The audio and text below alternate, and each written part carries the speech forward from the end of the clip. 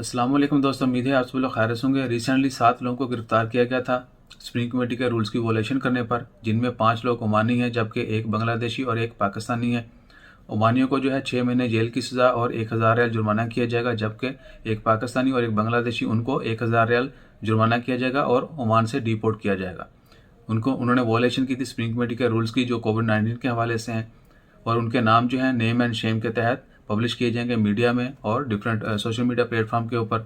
आप सबसे रिक्वेस्ट है कि हमेशा अपना ख्याल रखें, रूल्स को फॉलो करें, और किसी भी किस्म की कोई भी इवन कि हम शरारतन जो है या just for fun also don't do that. एक बंदे ने वीडियो बनाई थी कुछ दिन पहले, हो सकता है इन्हीं में से वो भी हूँ।